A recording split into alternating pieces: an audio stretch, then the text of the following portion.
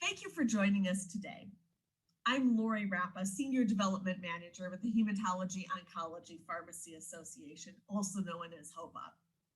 Whether you are a pharmacist, a physician, or a nurse practitioner, we are pleased that you have chosen this joint webinar for continuing education credit. Along with our partner, the Association of Community Cancer Centers, also known as ACCC, HOPA is committed to providing quality practitioner education to improve the standard of care for each patient. Thanks, Lori, and thank you all for joining this live virtual webinar, Oral Agents for Advanced Hormone Receptor Positive Breast Cancer. My name is Leigh Boehmer, and I'm the Chief Medical Officer of ACCC. Today's presentation is jointly provided by HOPA and ACCC and kindly supported by an educational grant from Novartis. On behalf of both organizations, it's now my pleasure to introduce our faculty for today's program.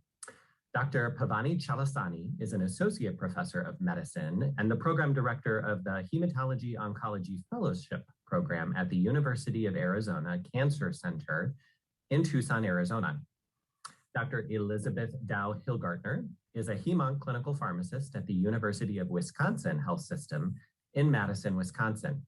Her primary responsibilities there include practice within the GI, breast, melanoma, and brain cancer ambulatory oncology clinics.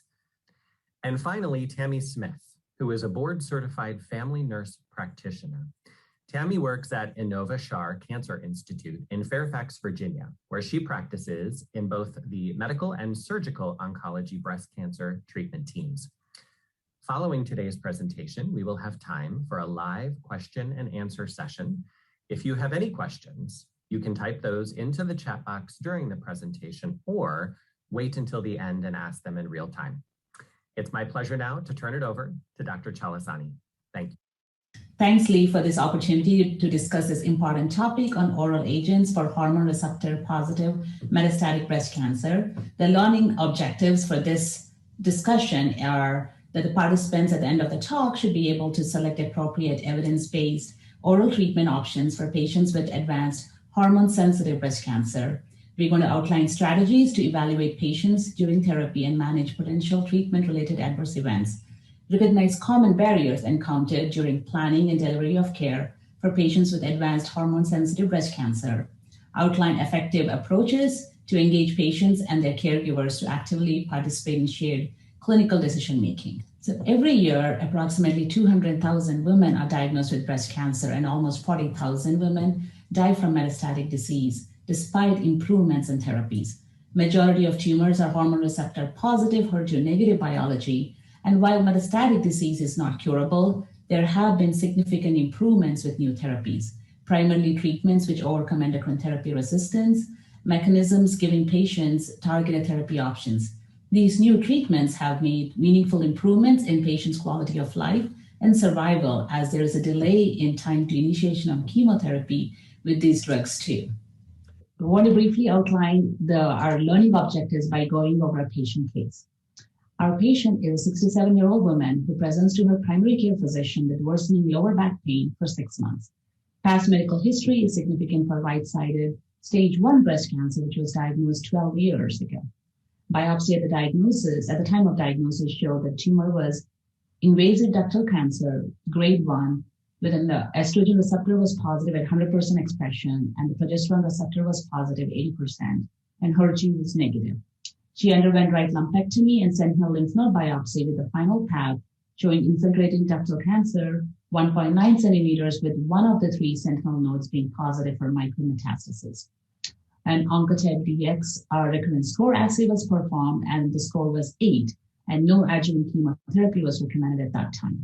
She completed adjuvant radiation treatment and 5 years of anastrozole. She was initially recommended muscle relaxants for her lower back pain and referred to physical therapy, but due to ongoing pain, subsequently imaging was performed. An MRI of the thoracic and the lumbar spine showed multiple osseous lesions, concerning for metastatic lesions with a compression fracture of T12.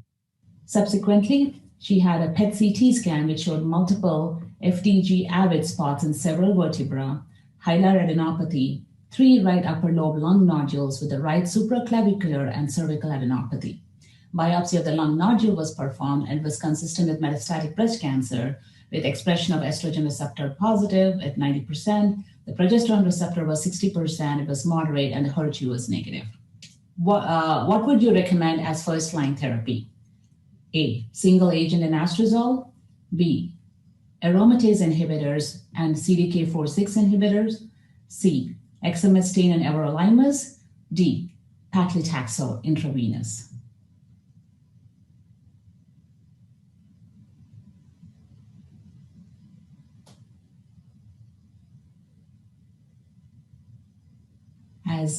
As indicated in our earlier response, the standard first-line therapy of the hormone receptor positive HER2 negative metastatic breast cancer is a combination of endocrine therapy with CDK46 inhibitors.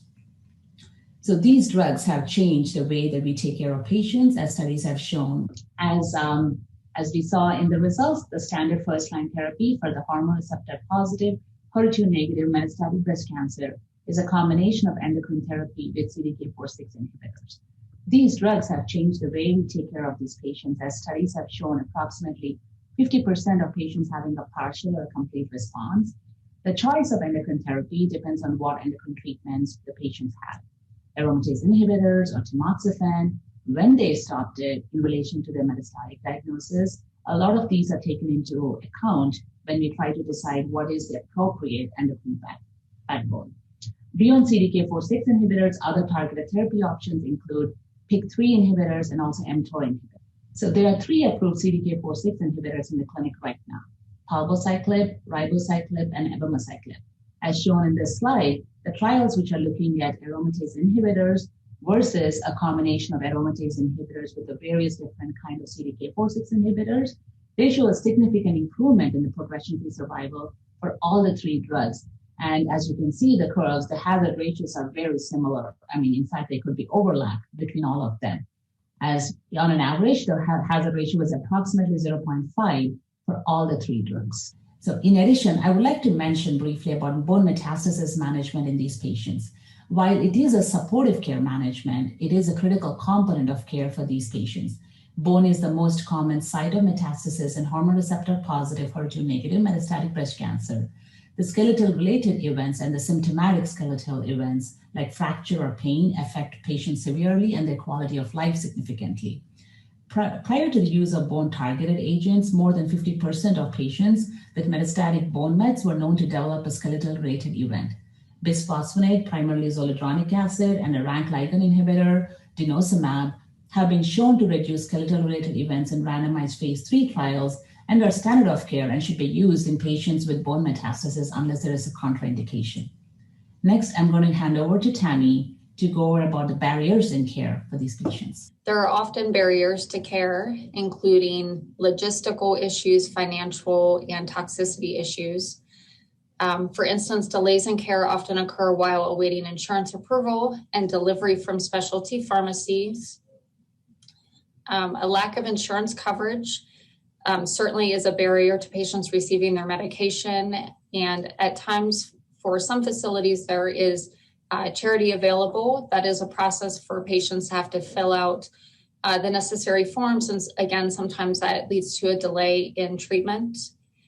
Patients who have a lack of support at home, including transportation or help with nutrition and their daily living activities, certainly puts patients at risk for missed appointments and not being able to handle their side effects well.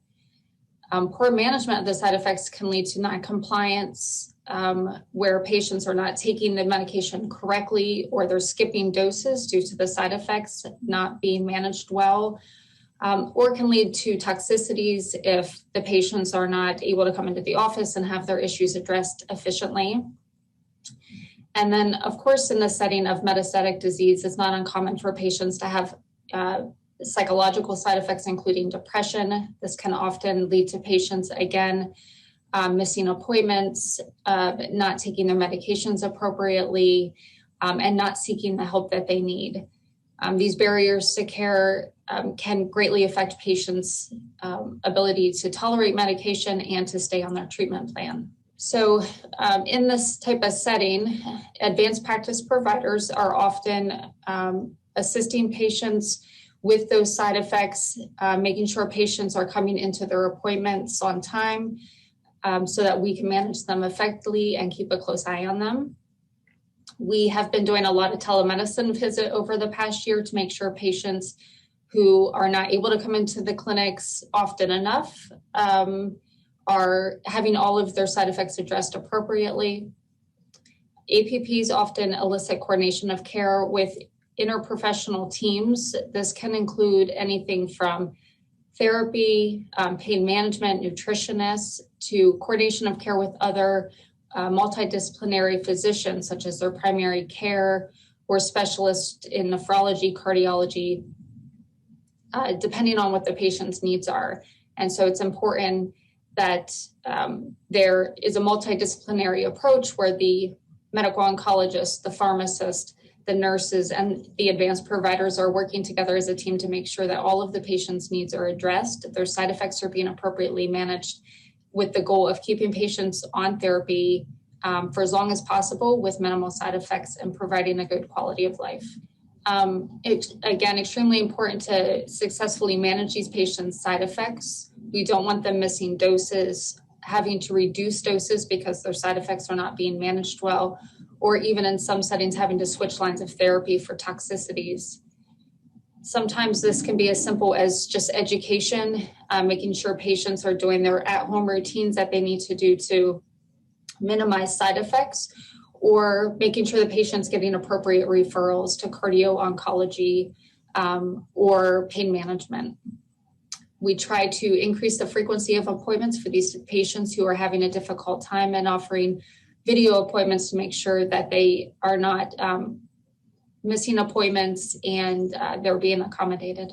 And I'll be handing over to Liz at this time. Thank you. Thanks, Tammy. So now to focus on the three different CDK46 inhibitors that we have available for patients. That includes palbociclib, ribociclib, and abemaciclib. In terms of palbociclib, for dosing, this seems to be one of the easier ones to follow for most patients. So they do one tablet by mouth once a day for 21 days, and then they're off for 7 days. What's really nice is it comes as the full tablet size that they need, so there's not any coordination with taking two or more tablets. The FDA indication is listed here. Hormone receptor positive, HER2 negative advanced or metastatic breast cancer, either in combination with an AI or fulvestrant. Usually this is our initial therapy coming out of the gate for these patients. The dose-limiting toxicity is neutropenia, and we'll talk about monitoring on the next slide. Other side effects. Other side effects can be very much a class-like side effect. So, for example, Mousestores can occur with all three of these agents. Most often that seems to be related if there's any white blood cell count issues. In terms of other side effects, people can have fatigue, sometimes some hair loss. I usually don't see a lot of full out hair loss, but rather full hair thinning over time. Ribociclib, again, it's the same indication as palbociclib. The dosing is 3 tablets by mouth once a day for 21 days on, and then they're off for 7 days. Dose-limiting toxicity for this one is also neutropenia. The one thing with ribociclib that comes along with it is potential QT prolongation, so we'll have to do appropriate monitoring for that. Again, we'll talk about it in a little bit. And then finally, abemaciclib. This one there's 2 indications for it, as you can see. It's for the hormone receptor HER2 negative advanced or metastatic breast cancer in combination with an AI or fulvestrant. So again, that's very, very similar to our other 2. But this one is also approved for monotherapy after progression following endocrine therapy or prior chemotherapy in the metastatic setting. So it's a little bit different. Based on if it's a combination therapy versus monotherapy, the dosing is different. So combination therapy is 150 milligrams by mouth twice a day. The monotherapy is a higher dose, so 200 milligrams by mouth twice a day. The dose-limiting toxicity of this one is actually different. It's diarrhea. So it's something that patients need to be educated up front about. And it does cross the blood-brain barrier. And so sometimes in this setting, if your patient does have any brain metastases, this one seems to be the one that we would use first line for those patients. The side effects, again, very similar to the other 2. So I mentioned monitoring, and listed here is from the package inserts of what you should do if you're going to start a patient on any 3 of these treatment options. Palbociclib, you need to get baseline CBC and LFTs, and then follow those for the first 2 cycles a little bit more intensely, the CBC specifically on day 1 and 15 for those first 2 cycles. And then after that, the white blood cell count seems to normalize and we get that perfect dose for the patient, and then it's just as clinically indicated. Ribociclib also includes an ECG monitoring, so in addition to the CBC and LFTs. So as you can see on cycle 1, an ECG should be done on day 1 and 15, and then again on day 1 at cycle 2. After that, it's more as clinically indicated based on the practice. The last one, abemaciclib, in addition to CBC, LFTs, we also need to grab electrolytes, the BUN and serum creatinine. So a little bit more intense monitoring with this one.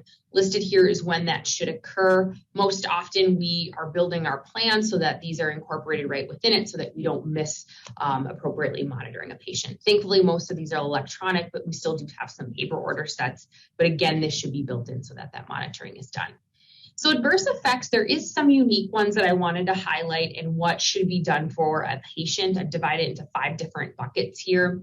So diarrhea can happen with all 3 agents. Of course, it still is the dose-limiting toxicity for abemaciclib. Patients do need to be educated about appropriate antidiarrheal therapy. Your most common agent is just over-the-counter is loperamide. Patients are also instructed to increase their oral hydration, call us if they're not able to keep up with their losses. And then, of course, we grade it based on how many stools per day that they're having. So, of course, we're going to notify their healthcare provider. They should notify us if it's a grade 2 or worse diarrhea. Hepatotoxicity can also happen, which is why for ribociclib and abemaciclib, you have to monitor your LFTs. Again, you're going to hold for a grade 2 or above LFT elevation. And then if it resolves, you're going to dose reduce. QT prolongation is specifically unique to ribociclib. With monitoring, again, for the package insert, you should be doing it every about 15 days for the first 3, within the first cycle, and then at day 1 again at cycle 2. If that QT is greater than 480 milliseconds, you're going to want to hold that therapy. And then another thing I commonly see is you're going to want to scan a patient's medication list to make sure that there's not any other medications on there that can potentially prolong that QTC. Interstitial lung disease and pneumonitis, it can happen. It's rare, but patients need to be educated to monitor for pulmonary symptoms. So a cough that's not going away or a new shortness of breath. Again, I usually educate patients if you ever have a new shortness of breath, regardless of if you're on this therapy or not, you need to call in because that could be something, something's happening. And then if it's a grade 2 or worse, you're going to hold and then permanently discontinue if it gets to a grade 3. Blood clots, unfortunately, are common in our patients. There is a risk with abemaciclib. Patients need to be educated about monitoring for signs and symptoms of those. And then if one develops, of course, put them on different anticoagulation at that time. Now, in regards to neutropenia, I really focused on this with the palbociclib and ribociclib. Of course, it can happen with abemaciclib. So this is a chart that really is just replicated from the palbociclib package insert. And I can't memorize this, and so I always have to reference these charts if I do have ANC issues for patients. So as you can see, if it's a grade 1 or a grade 2 ANC, at that point, there is no dose modifications or dose holding that needs to happen, so patients can continue on therapy. Grade 3 or worse is kind of when you need to examine the clinical scenario, and it depends on if it's a day 1 of a cycle or if it's a day 15 of those first 2 cycles. So for grade 3, which is an ANC of 500 to less than 1,000, and if it's on the day 1 of a cycle, you're going to withhold palbociclib and you're going to repeat that CBC monitoring within a week. When it's recovered to grade 2 or less, that's when you can start the next cycle and you maintain the same dose. If this occurs on day 15 of those first 2 cycles, then you can continue, or I should say, if it's grade 3 on day 15, you continue the current dose to complete the cycle and then repeat that CBC on day 22. If it's grade 4, which is an ANC less than 500, you're going to follow the grade 4 recommendations in this, the lower part of the chart. If it's a grade 3 neutropenia with fever at that point, at any time, if that happens, you have to hold the therapy and then let their ANC recover to grade 2 or less. And then, of course, then you're going to dose reduce those patients. If it's grade 4, which is if it's at any time, you're going to hold therapy and then let it recover again to less than or equal to grade 2. You will then dose reduce also. So an Aners question in regards to this. So a patient initiated palbociclib 14 days ago. You review the lab, which reveals an ANC of 490, which of the below is an appropriate action for the palbociclib. A, continue palbociclib and recheck prior to beginning cycle 2. Hold palbociclib and recheck labs in 2 weeks. C, finish out the cycle with palbociclib 100 milligrams daily. Or D, hold palbociclib and resume once the ANC is greater than 1,000 with a reduced dose.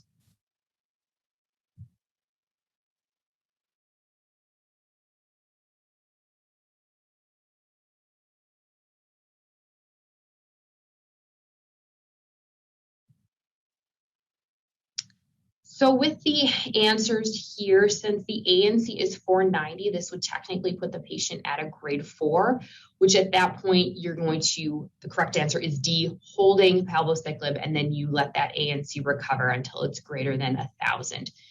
And then at that point, you would choose a dose reduction.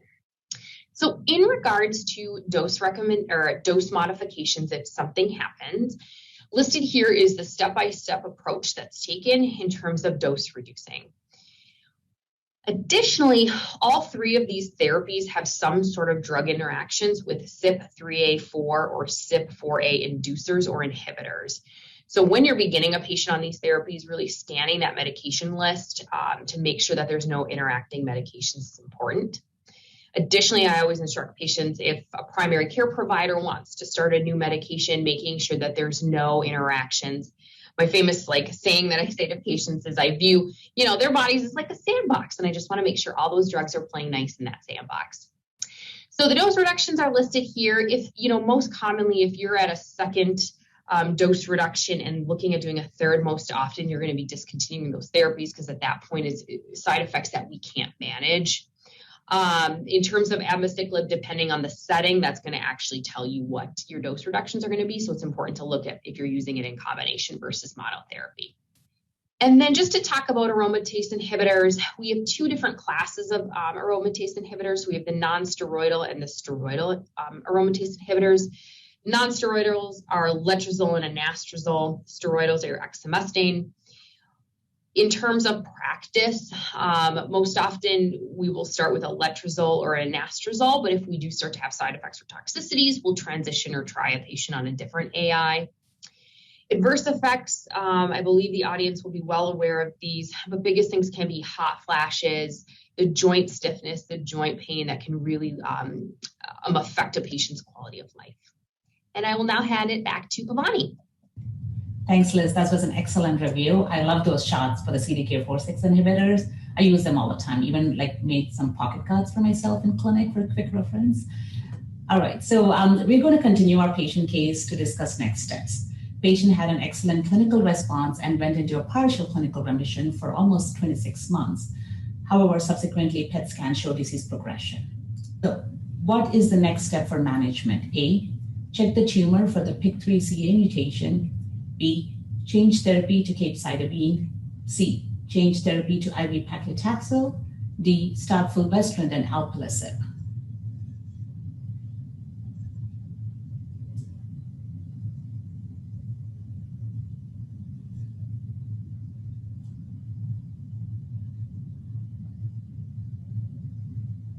All right. So correct answer is we checked the tumor for PIK3CA mutation. The tumor sequencing came back positive for the PIK3CA mutation on exon 20, the H1047R mutation. What is the next line therapy? A, fulvestrant. B, Everolimus plus exemestane. C, capecitabine. D, fulvestrant and alpelisib.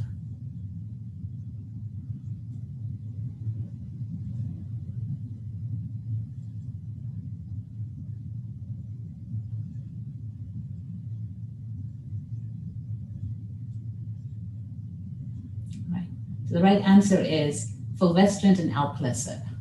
Next slide. So For those patients with tumors who have tumors with hormone receptor positive metastatic breast cancer, the tumor PIK3CA mutation status assessment is recommended either at initial diagnosis of the metastatic disease or at the time of progression on first-line therapy. This is done using the companion diagnostic test approved by the FDA to select patients for possible second-line treatment with the alpha-isoform-specific PIK3 inhibitor alpelisib. The diagnostic test is approved for use on tumor tissue specimens and also circulating tumor DNA for the detection of 11 types of PIK3CA mutations. The tissue assessment is usually preferred if it is available, because that was the most common type used in the trial data. However, if tumor tissue is not available, even plasma specimens for PIK3CA mutation is also okay. So as shown in the slide here, in our phase 3 trial, all of the patients had received a prior aromatase inhibitors, either for locally advanced or metastatic disease, and the combination of alpelisib plus fulvestrant improved progression-free survival relative to fulvestrant alone among those with tumors with PIK3 mutations, as shown in the top curve, which is 11 months versus 5.7 months. As shown in the bottom curve, in the cohort without the tumor PIK3CA mutations, the median progression-free survival was 7.4 months in the combination group versus 5.6 months in the fulvestrant-only group. However, the main trial only included a limited number of patients with prior CDK46 inhibitors, but subsequently a single-arm studies has shown that this combination therapy is very active, even in patients who had prior aromatase inhibitor and a CDK46 inhibitor combination, with approximately 50% of the patients not progressing, and that trial has shown really good support. So based on that, at this time, the combination of fulvestrant and alpelisib is used as a next line treatment for patients who had disease progression on aromatase inhibitors and CDK46 inhibitors. So it's critical to know that we need to continue bone metastasis therapy even during change in disease status and change in therapy. I'm going to hand over to Tammy to review about other options that we discussed with patients. So we often have opportunities to introduce patients to clinical trials, and sometimes this is on needing to advance to the next line of therapy, but we often also have trials available for patients such as supportive medications that are used prophylactically to prevent diarrhea and such. And so the way that care is usually coordinated is that either the advanced provider, the pharmacist, or the oncologist will identify that the patient is a great candidate for a clinical trial that may be going on in either your own facility or in one close by that the patient would have access to. Once a patient is identified as being eligible or potentially benefiting from this clinical trial, they are typically introduced to the study team and the coordinators and the sub-investigator who will determine, in fact, whether the patient is a candidate and whether they meet the guidelines for the clinical trial. This provides the patient not only an opportunity to have their symptoms better managed, but also provides them with more frequent appointments and coordination of care between the coordinators, the advanced providers, the oncologist, and the patient all together. Really gives us the opportunity to customize the patient's care plan, give them the opportunity for different opportunities for their care, better manage their toxicities, but also helps the patient to feel involved in their decision-making and their plan of care. And I'll hand back to Liz at this time. Thank you. Thanks, Tammy. So alpelisib, when this was first getting studied, it made me refresh my skills in managing hyperglycemia, because we'll focus on that as being one of those toxicities that's a little bit more unique for taking care of our patients. So the dosing, it's 300 milligrams by mouth once a day with food. Sometimes these more chronically dosed medications are, patients seem to be more adherent to them because they just incorporate it right into their normal routine. The indication, like Pavani, is listed here on the slide. There's different dosage forms, so that if we did run into an issue where we needed to dose reduce, we have different tablet sizes for them. Adverse effects, all are listed here. Big picture, things that we watch out for: hyperglycemia. We do watch their creatinine very closely. Also, diarrhea, rashes, and their blood counts. There's some other unique ones. Sometimes Mousestores can develop, and sometimes I do see some nausea and vomiting issues with patients. There are drug interactions, so being aware of that if alpelisib is started on patients with drugs that go through or induce the CYP3A4 system, or if this drug is ever combined with a CYP2C9 substrate. So big picture, 3 big things that I always think about when starting a patient on alpelisib: blood glucose management, rash, and then really looking at if you're starting this in a patient who maybe has diabetes at baseline or maybe is in that pre-diabetic category. Blood sugars can rise. The package insert really has close monitoring parameters for that, for when you should monitor a fasting blood glucose and when you should get an A1C. Very interestingly, here at UW, because of COVID and the frequency of lab draws for that, we've actually coordinated and tried to get patients home monitors for this, just so that they can do this monitoring at home, so that they can watch what their blood sugars are. And if we need to start anything down the line, we're going to need to do more close monitoring. In terms of the pre-diabetic and diabetic patients, up front I say we need to make sure that their glucose is controlled prior to starting it.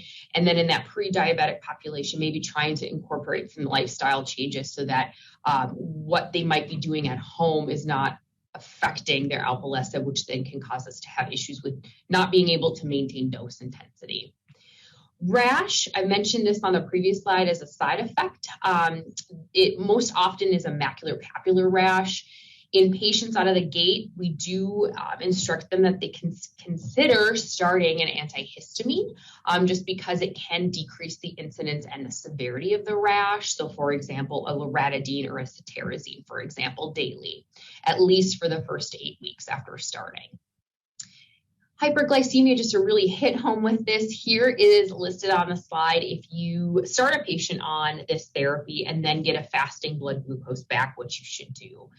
So for example, if it's grade 2, which the fasting blood glucose at that point is 160 to 250, there's no dose adjustment that's required, but they do recommend to initiate and further intensify an anti-diabetic treatment. Those options, first line really appears to be metformin, which metformin is a drug that you should definitely titrate the dose up, because one of the dose limiting toxicities of that is GI intolerance. And then beyond that, usually you might see like a glipizide or a glyburide used on top of a metformin is most common practice that I see in managing hyperglycemia. Very interestingly, though, just to backtrack to grade 1. So grade 1 is a fasting glucose greater than upper limit of normal to 160. So it's usually for most labs 100 to 160. At that point, you should actually initiate something, so that again, you would be starting a patient on metformin. For more severe cases in the grade 3 and grade 4, you are going to stop therapy and you'll initiate different anti-diabetic agents at that time, and you're going to do close follow-up to make sure that blood glucose does come back to within normal range. So due to hyperglycemia from alpelisib, which of the below would be the best treatment option for grade 2 hyperglycemia? A, insulin glargine 10 units subcutaneously at bedtime. B, metformin 500 milligrams by mouth once daily with titration. C, glipizide 5 milligrams by mouth twice a day. And then D, insulin aspart subcutaneous injections with a sliding scale 3 times a day with meals.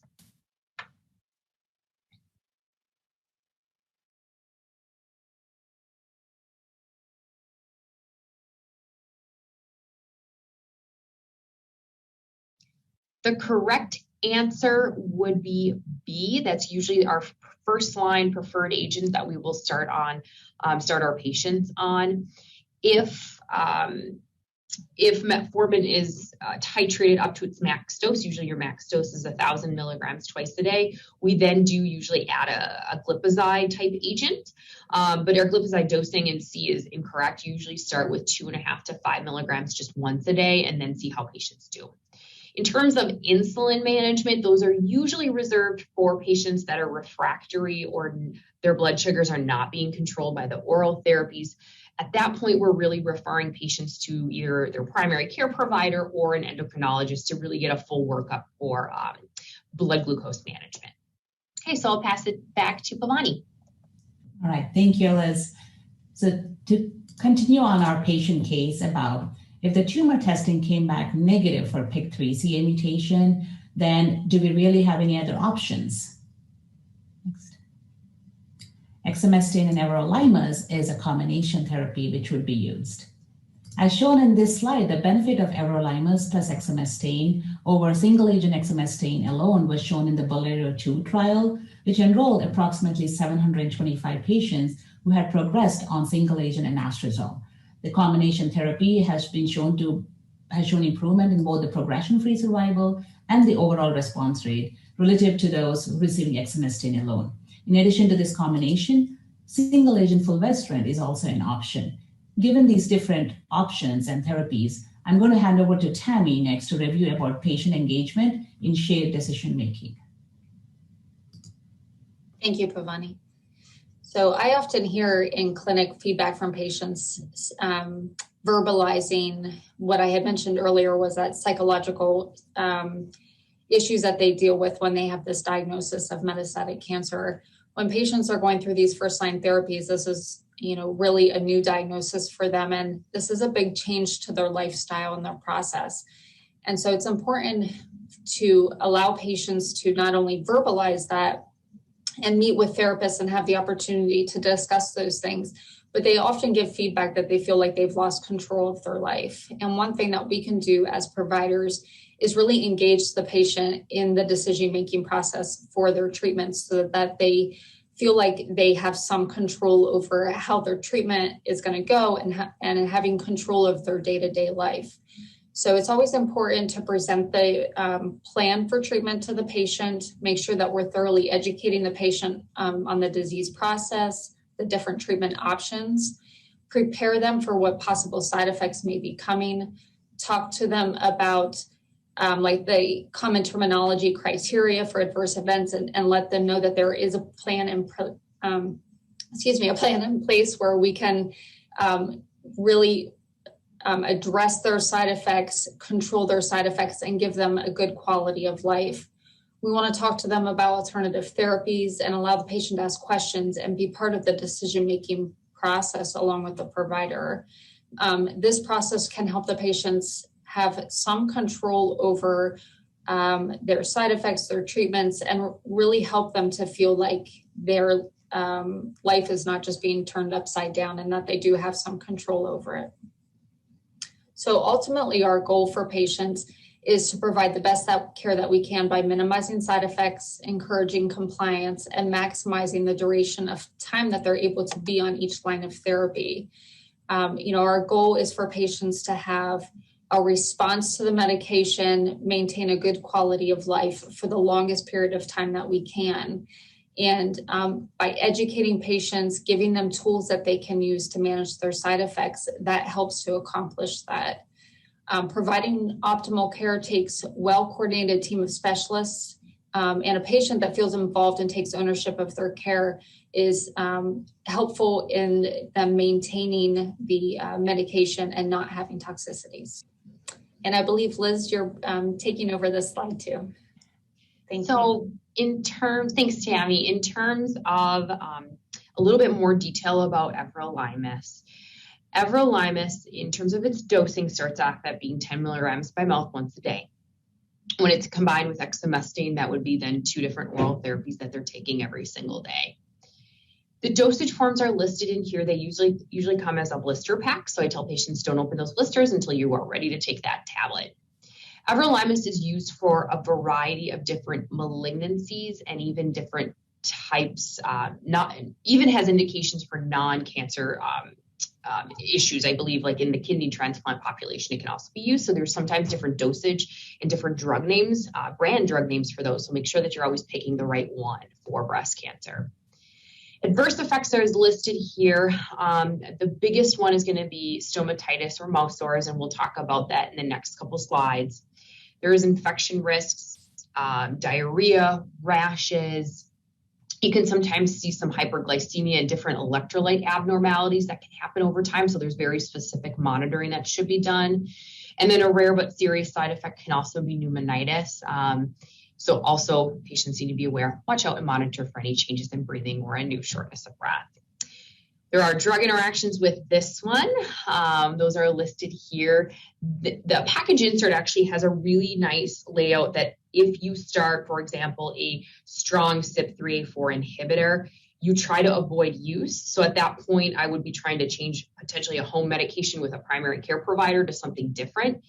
If that home medication is more classified as a moderate CYP3A4 inhibitor, at that point, you're going to be reducing the dose of Everolimus. And the package insert really kind of spells out how you should reduce that based on that. The SWISH trial, great name, was a study that was done where patients actually did dexamethasone rinses to help to prevent those mouth sores, because those mouth sores can be very debilitating to patients because they're not able to eat and drink. So beginning on day 1 of cycle 1, patients start dexamethasone 0.5 milligrams per 5 ml oral solution. So they swish that around for 2 minutes and then they spit it out. We do recommend that they do that 4 times daily, or actually this is what the study did, and they do it for up to 8 weeks. They could continue per the study to continue this beyond 8 weeks, which most patients tend to do it beyond that 8 weeks. What they were looking for is the grade 2 or worse stomatitis by 8 weeks, because most often if patients are going to have mouth sores from Everolimus, you're going to see something within those first 8 weeks. This trial found that the incidence of grade 2 or worse for patients that did the rinses was 2% versus 33%. So this is strong enough data out of the that makes us recommend dexamethasone rinses out of the gates to use in a prophylactic manner.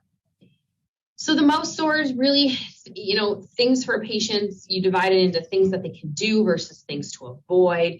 If they do start getting mouth sores, we do have them continue those dexamethasone rinses, but then kind of alter what they're doing at home. So eating softer foods, taking good care of your mouth, that good oral hygiene is really listed in the guidelines and is important for patients to do. The old warm salt water, plus or minus some baking soda rinses, however often as they like, patients can still do. Avoiding, things that can irritate. So like an alcohol-based mouthwash, patients really shouldn't use those, or anything like tomato-based or crunchy chips can really cause irritation on the inside of the mouth. And so patients are instructed to avoid those.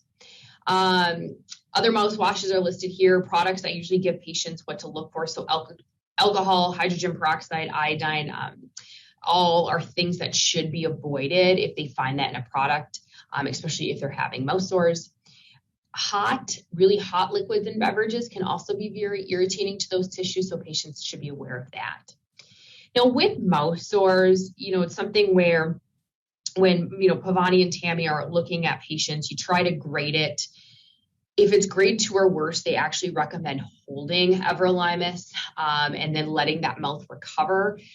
Most often using other topical like numbing therapies or other things don't seem to help. They don't help those tissues recover. So at that point, you usually need to hold the dose and let those tissues recover.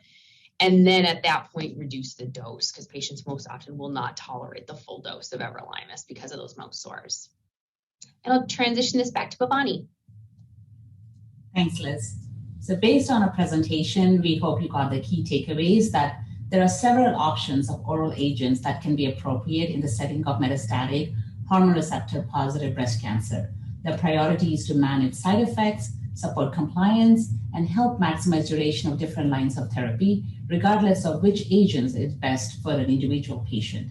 It is important to always involve the patient in the decision-making process and offer them some control over their care. On behalf of the faculty, I would like to thank the organizers again for this opportunity, and I'm going to hand it over to Leigh next.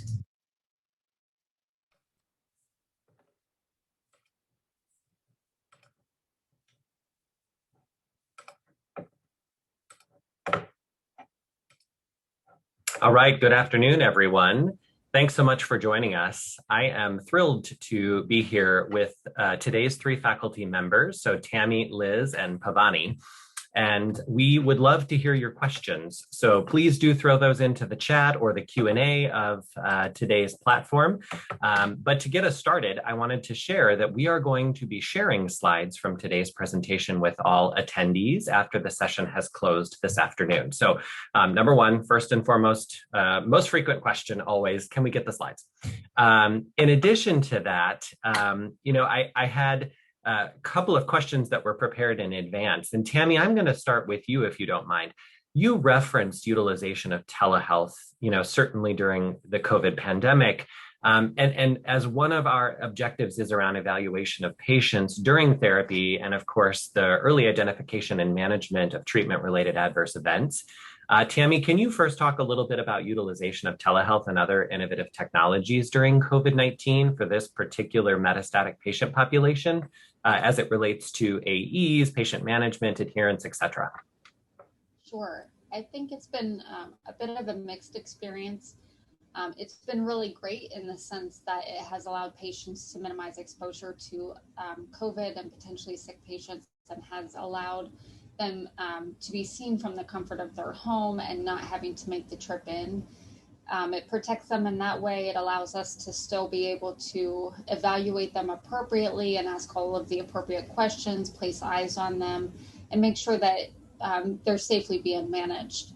I will say that one downside of it is we can't really do a proper examination on patients. So if there's something that really needs palpation or closer evaluation, we are obviously quite limited in that sense. And so we would always prefer that patients are coming into the clinic.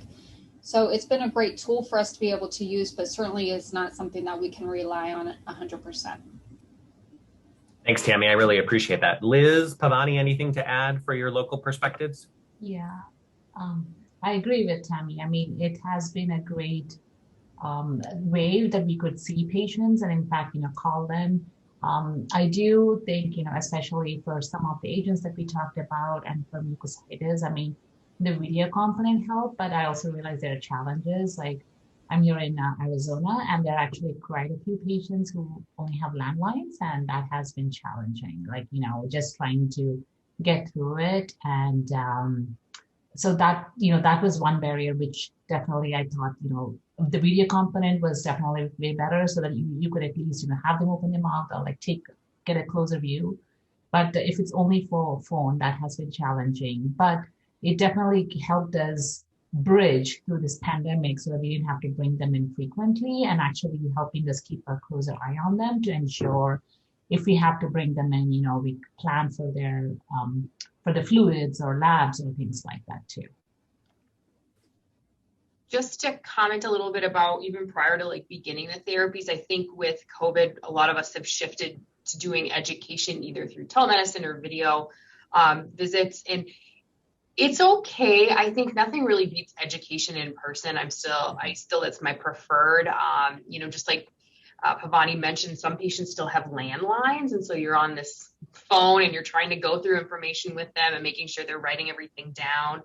And then just getting access to resources. So you can use mail to send out handouts, but that's not always perfect. And then some platforms you can send PDF handouts to them, which works also, but then the patient has to print it if they want a paper copy. So again, challenges with that.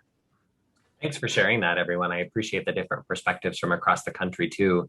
Going on to resources, Liz, one of our objectives was again around identification of some common barriers. And Tammy, you told us a lot about care coordination and some pearls for shared decision-making. So certainly amidst COVID, but I think now that the attention has been placed nationally, we will see this as a continued element of care. Things like food insecurity and early pre-screening and identification of needs around financial toxicity for some of these very costly oral anti-cancer agents.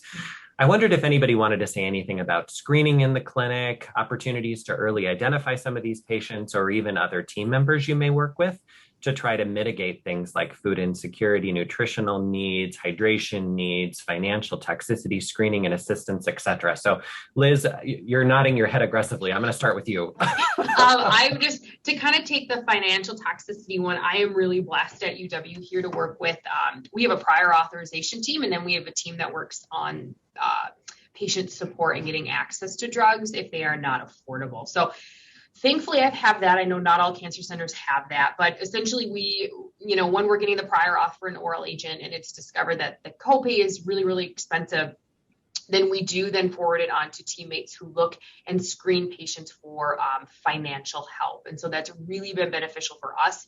Is it a fast process? No, because at the end of the day, those applications to get financial assistance are usually quite hefty and require something both from a patient to send back stuff and then also the MD or nurse practitioner. So there's lots of steps that have to make it in order to get those patients on that therapy.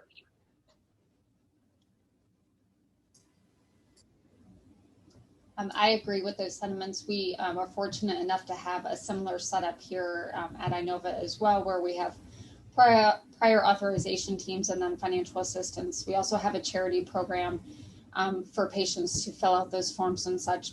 So I agree that that's definitely an added bonus for patients.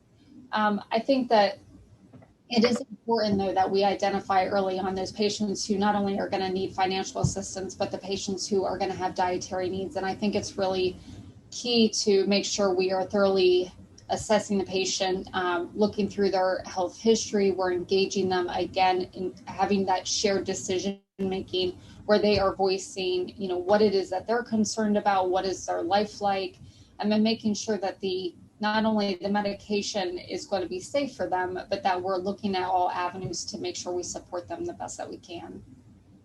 I appreciate that. Pavani, anything to add there finally? No, I echo. I mean, I'm in a similar setting where we do have those resources available, but, sometimes it just takes us the whole team to honestly, we can't prepare for every scenario and trying to think outside the box frequently and about how do we bridge them? Because, we frequently, like Liz was saying, we have patients who come in and we need to start them on treatment yesterday, right? And here we are starting paperwork and we are trying to get them a sample in about 4 weeks or 6 weeks. And that's not really, treatments, that is just not. So, I think a lot of pharmaceutical companies are aware and, while they try to address the barrier on a larger scale from system-based, here in clinic where we are boots on the ground trying to talk to patients, we try to figure out, do we have any samples to bridge them until we get the paperwork or coupons. So there are, options that a lot of pharmaceutical companies actually have, depending on the drugs, that they have assistance programs or things. So I think for us as providers and as team members taking care of the patients, all of us, we need to be aware so that we just have to, because that is just the reality. It's just that these drugs will take time to get approved and will take, by the time a patient gets access, there could be a delay. But for us to have some options or things, so frequently, our team comes up and we brainstorm some ideas so that we have some things in place just to make sure, things are done in a timely fashion. I appreciate that. Multidisciplinary creativity, Absolutely. right? So we had a couple of questions come in through the chat here regarding bone metastasis and treatment selection. So in a patient with de novo metastatic breast cancer, HR positive, HER2 negative, with bone metastases, would you still utilize CDK inhibitors as first line? Yes, so that is a standard of care. In fact, the trials which have used the CDK46 inhibitors in bone metastasis only was actually in that group, the progression-free survival and the benefit has been significantly higher. So in fact, bone metastasis. Now, obviously, there is always going to be a little bit different in individual patient scenarios that you have to take into consideration. So if it is just one or two bone mets and older patient with comorbidities, maybe you don't want to go down and you can consider a single agent aromatase inhibitors or endocrine therapy without the combination. But for standard, given the data on how effective and how good the CDK46 inhibitors are, I think we need to make a case why we're not going to use that, especially for bone metastasis patients. That's great. Thanks, Pavani. Does anybody have experience then with sequential use of CDK inhibitors? The individual notes that there is some very limited literature that's looking at sequential CDK use. Anyone have clinical or are aware of literature talking about feasibility, utility, efficacy of that scenario? So there is no clinical trial data. There are ongoing trials right now. Maintain is one trial, and there are a few other trials ongoing. There have been a couple of retrospective studies and individual institution databases that they've used and they have published and have shown some promising data. In some scenarios, it was the same CDK46 inhibitors, but with a different endocrine backbone. But in majority of the cases, it has been, and these are all retrospective studies, in majority of the cases, it was changing it to a different CDK46 inhibitors. Like if palbociclib has been the one because that got approved first, so most of these retrospective studies have used like palbociclib in the first line, and most of them ended up either switching to ribo or abemaciclib later on. And these, like I said, these are retrospective studies, just institutional experiences. There were two, one I think recently got published, and then the other one was presented at a conference, and they showed that there was some activity. And based on that, and also from similar things about with other biomarkers that we do for HER2, like continued maintenance, the ongoing theory is should be continuous CDK4/6, just change the endocrine backbone. So there are trials that are ongoing, and I think we should have data from that. But until then, I think it's more of institutional experience, patient scenario, like what the setting has been in the metastatic, like where the disease is and how the response has been before and how long it has been. So there's a lot of nuances there. I've using clinical trials, but we actually have a trial open where patients can go on it even after they had it. So we are able to take advantage of the trials and have the patients on them. Thanks, Pavani. I appreciate that. Tammy or Liz, I'm curious at your respective institutions, building on what you shared with us, Liz, around QT prolongation. Many organizations have published and now have operational cardio-oncology clinics. Early identification of cardiotoxicity, referral to cardiothoracic subspecialists. How do you find it? How do you work it up? Do you have those folks at your programs, or what might you recommend to lower resource programs who might not be able to refer to a cardio-oncology toxicity team for identification of those particular adverse events? Absolutely. At UW, I do have access to a cardio-oncology team, so I'm very blessed to have that. When we're working up patients for drugs that do have a cardiac risk, usually we're looking at what is their underlying cardiac diseases that they have, and are they well controlled and managed. So even if you don't necessarily have a cardio-oncology specialist, you can still then also consult the cardiologist or primary care provider to say, hey, we want to start XYZ drug. We're going to do ECG monitoring or whatever monitoring it might be.